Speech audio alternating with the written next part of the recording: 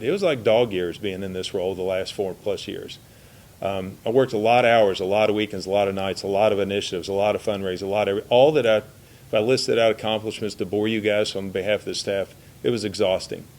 And that's where you just kind of say, like, what do you want to do next? And next was to plan a family vacation for me.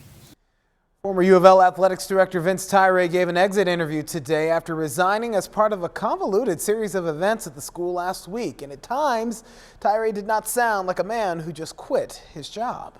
Vince Tyra stood on the football field all smiles next to then U of L President Neely Bendapudi, both celebrating the retirement of football great Lamar Jackson's jersey number.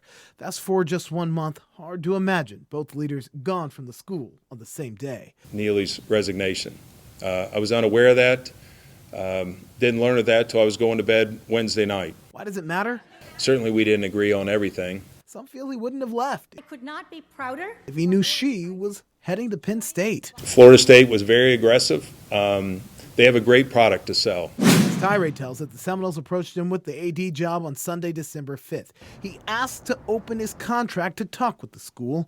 U of L's Board of Trustees did in a meeting December 8th. He overnighted his resignation that night.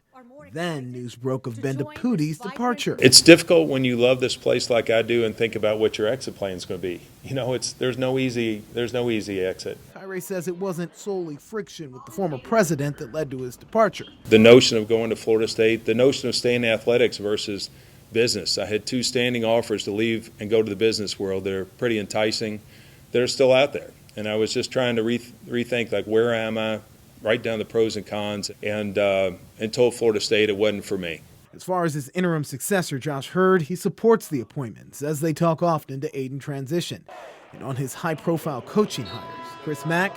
On basketball, Chris is having a heck of a time right now.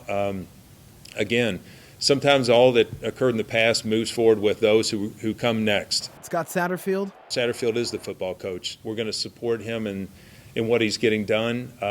In his post-mortem, Tyra didn't always come across like a guy who just quit his job, speaking in we's and r's. Perhaps because, AD or not, he says he's still a Card, through and through. Maybe in my role as a fan and a donor, I could have some positive impact on this university without receiving a salary.